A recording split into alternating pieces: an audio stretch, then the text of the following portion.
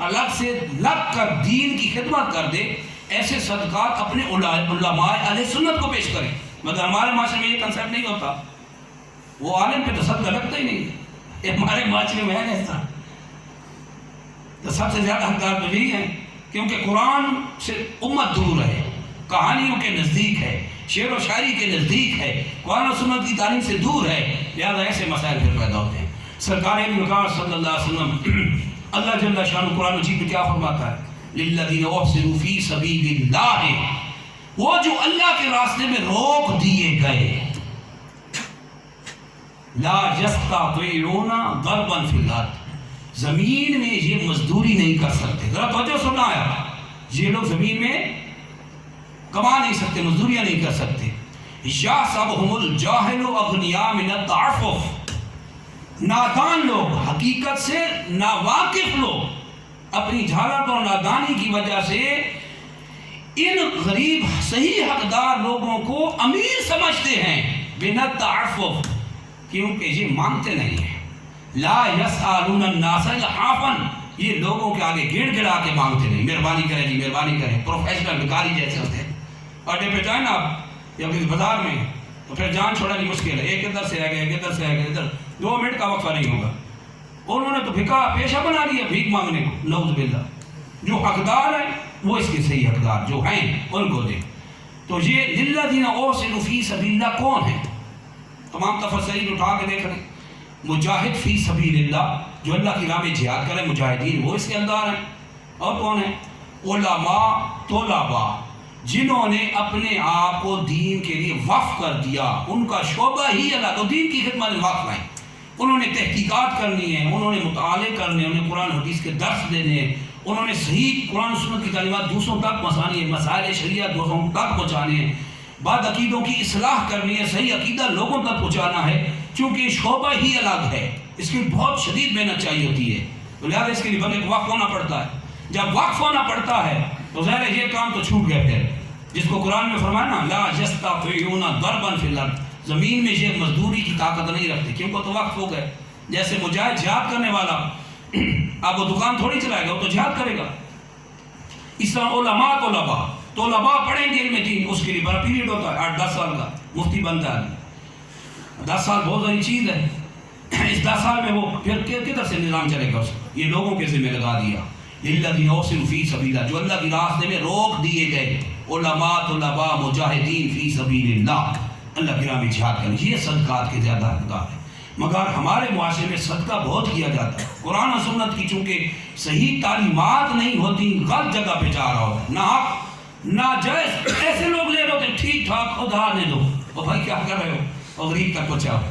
اور جو بیچارہ حقدار بیٹھا ہے، اور مزدوریاں کرنے والے وہ حقدار ہیں، اور جن کے گھر نہیں ہے بیچاروں کے، ایسے اسی معاشرے میں بیٹھے بندے بے گھر ہیں، برا حال ہے ان کا. تو ایسے لوگ صدقات کے حقدار. اب ایک عمران فوز واقعہ سے بات سنو. ایک مرتبہ بہت شدید قہر ایک شہر میں آئے، بہت زیادہ. تو وہاں کے لوگ شدید قحط سالی کے ان کو سامنا کرنا پڑا. تو ان میں سے ایک امیر مالدار شخص، غنی شخص بھی اسی شہر میں رہتا تھا، لیکن اس کی جو لڑکی تھی وہ انتہائی سخی تھی، لیکن اس کا باپ انتہائی بخیل تھا. تو ایک شخص صدا دے تو اس کے دروازے، ہمیشہ اس کے دروازے پہ آیا قحط سالی کے دنوں میں، اور کہا کہ اللہ کے نام پہ مجھے ایک روٹی دے دو. اس امیر زادے کی بیٹی نے چونکہ سخی تھی، ایک روٹی نکالی اور اس فقیر کو دے دی جو حقدار تھا. اتنے میں اس کا باپ آیا تو اس ظالم نے اپنی بیٹی کا وہ ہاتھ کاٹ دیا جس کے ساتھ اللہ کے راستے میں دیا تھا. ایسے بخیل لوگ بھی گزرے ہیں. تو اس کا ہاتھ کاٹ دیا کہ تم نے کیوں دیا. اللہ پھر ایسوں کو تھوڑی چھوڑتا ہے، ظلم کا پھر اب رب انتقام لیتا ہے نا. تلک الایام نداولها بین الناس، یہ ہیں وہ دن جس میں ہم نے لوگوں کی باریاں رکھی ہیں. تو پھر کیا حال ہوا؟ اللہ نے اسی شخص کو کھنگال کر دیا، اس کا مال تباہ کر دیا، ہلاک کر دیا، اور ایسے مرض میں مبتلا کیا کہ اسی موذی مرض میں تباہ ہو کے مرا جس نے اپنی بیٹی کا ہاتھ کاٹ دیا تھا. بخیل تھا. اس کی بیٹی خوبصورت تھی، وہ بیچاری جب زوال آیا تو ظاہر اس میں بھی زوال آ گیا، وہ بھیک مانگنے لگ گئی بیچاری، ایک در پہ دوسرے کے در پہ۔ ایک بار ایک امیر شخص کے دروازے پر یہ لڑکی پہنچی تو اس کی والدہ، اس شخص گھر والے کی والدہ نے اس امیر، یہ جو لڑکی بھیک مانگ رہی تھی، اس کو جب دیکھا، حسن و جمال کی یہ پیکر تھی، اس کو اپنے گھر بلا لیا اور کہا کہ میں تمہاری شادی اپنے بیٹے سے کرنا چاہتی، تو راضی ہے؟ وہ راضی ہو گئی، اس نے اس کو اپنے بیٹے کے ساتھ شادی کر دی۔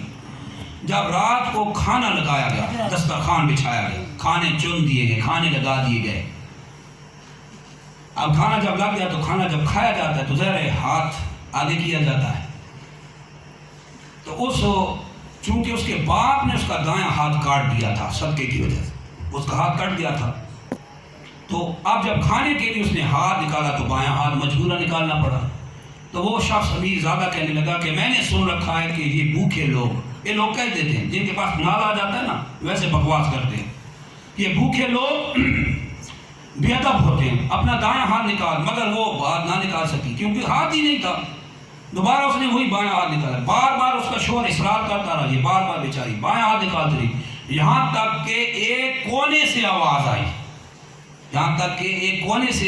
اے میری بندی اپنا دایاں ہاتھ نکال، کیونکہ تو نے ہمارے لیے ہمارے راستے میں صدقہ کیا تھا جس کی وجہ سے تیرا ہاتھ کاٹ دیا گیا، لو آج ہم تمہارا وہی ہاتھ تمہیں صحیح واپس لوٹاتے ہیں۔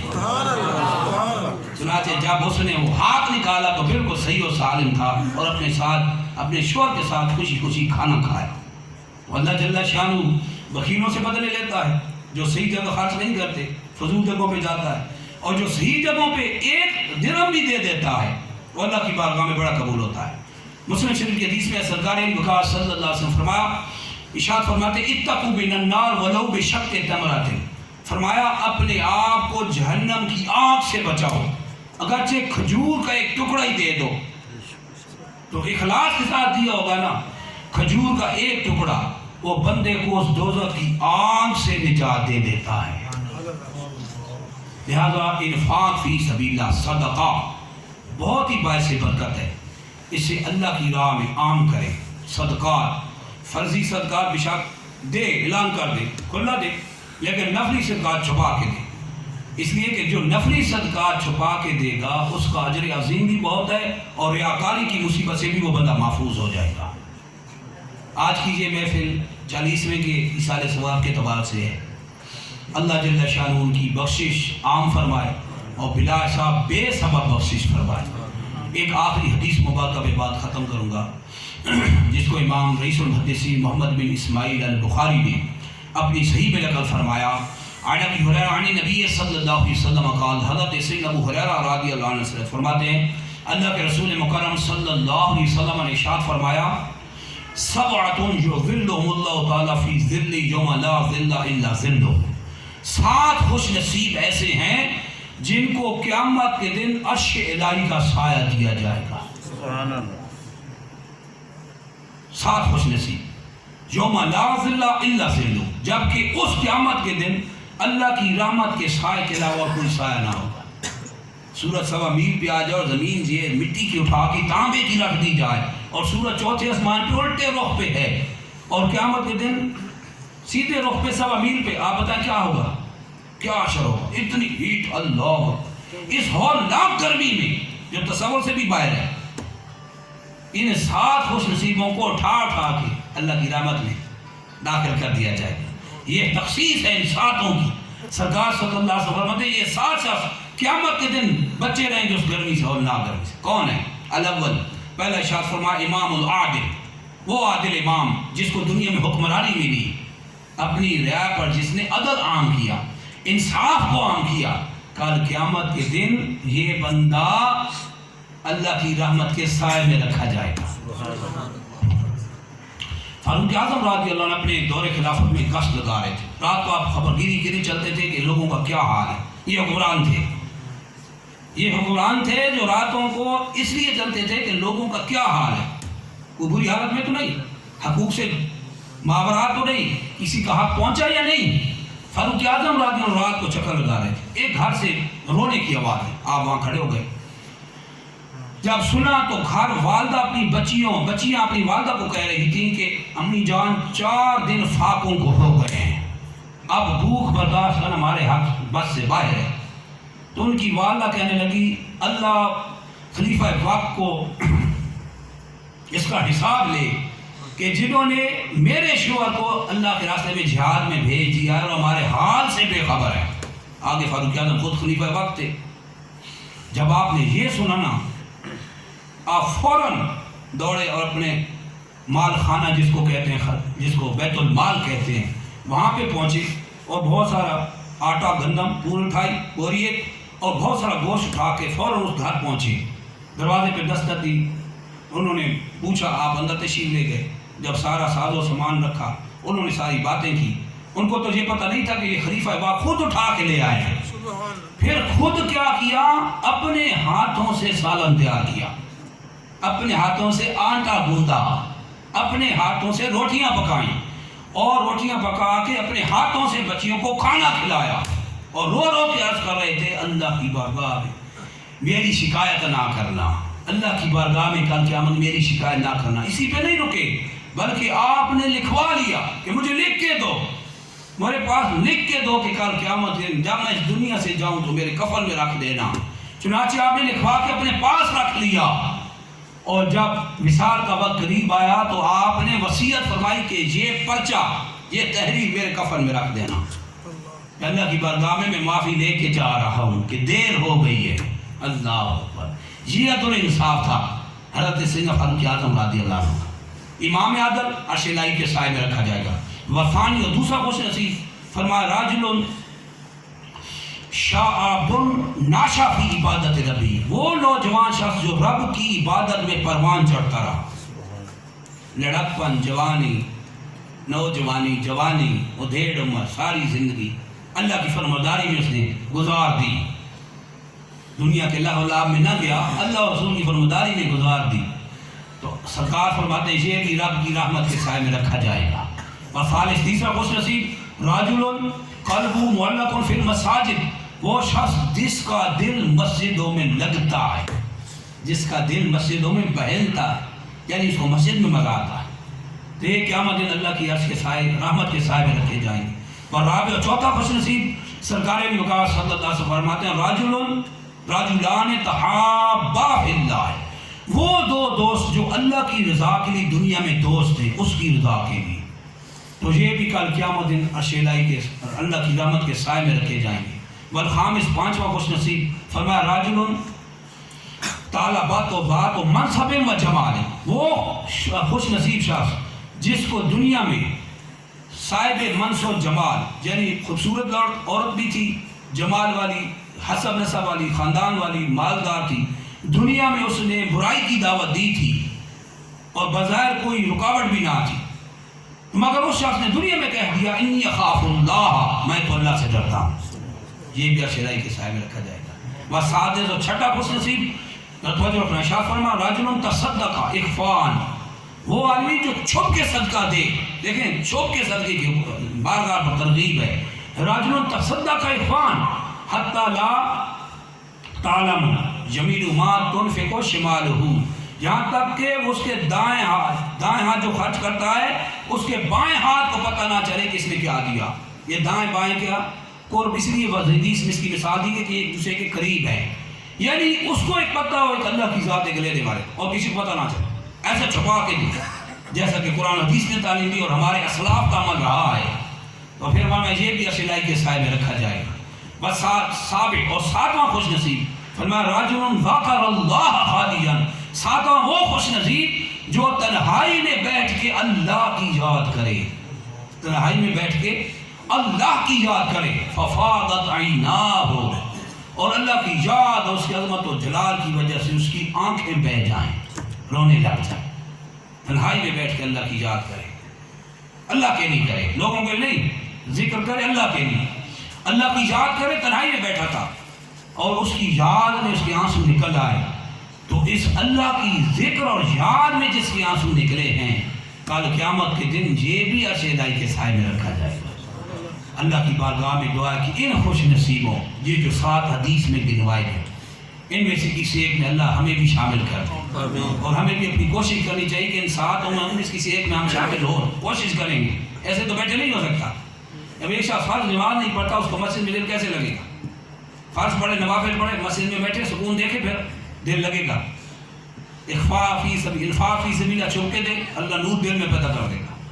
اللہ کا ذکر تنہائی میں بیٹھ کے صحیح اس کے لیے کرے، پھر دیکھے کیسے مزہ آ گیا۔ اسی طرح اللہ کی رضا کے لیے دوستی، اور اللہ کی رضا کے لیے گناہ چھوڑنا، اللہ کی رضا کے لیے لوگوں سے محبت کرنا، جب یہ آدمی اپنائے گا تو قیامت کے دن اس ہولناک حالت میں جب سورج سوا میل پہ سیدھی طرف زمین تانبے کی، اس ہولناک منظر کو تھوڑا سامنے لائے نا، وہ تو ہو کے رہنا ہے، بات تو ہم سکتے نہیں ہیں، بھاگ نہیں سکتے، نہیں بھاگ سکتے، کدھر جائیں گے؟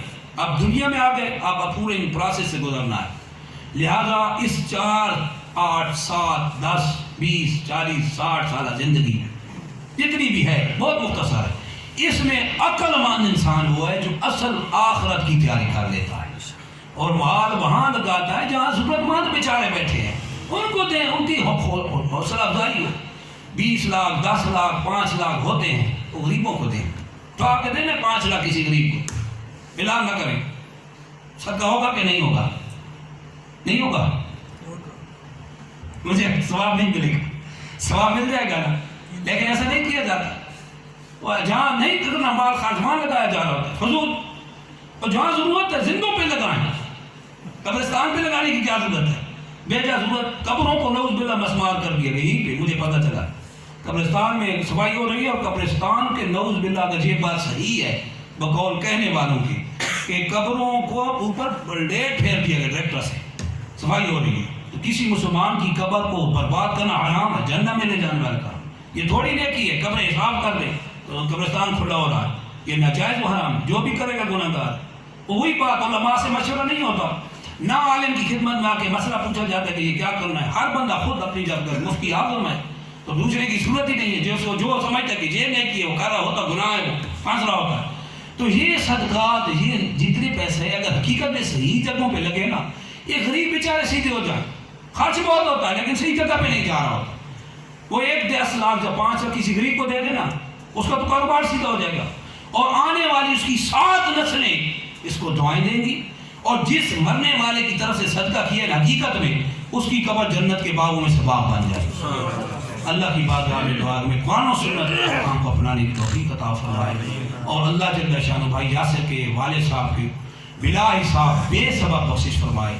تمام حاضرین جو یہاں پہ تشریف لائے، جنہوں نے مسجد میں وقت گزارا، جی ہر سانس میں نیکی ہے، کچھ بھی نہ پڑے، ہر سانس میں دل بھی نیکی ہے، مسجد میں بیٹھے رہنا بھی نیکی ہے، جو ذکر و اذکار کیا، جو کچھ پڑھا تلاوت کی، یا جس نے جو کلمات ذکر و اذکار کیے، اور جو درس قرآن درس حدیث ہوئے، سب کا ثواب ہم اللہ کی بارگاہ میں عرض کرتے ہیں کہ ان سب کا ثواب بھائی یاسر صاحب کے والد صاحب کو بچا کے ان کی قبر کو تا حد نگاہ روشن منور وسیع فرمائے، اور ان کی قبر جنت و فردوس کے باغوں میں سے باغ میں، اور ان کی روح کو اعلیٰ علیین میں جگہ عطا فرمائے۔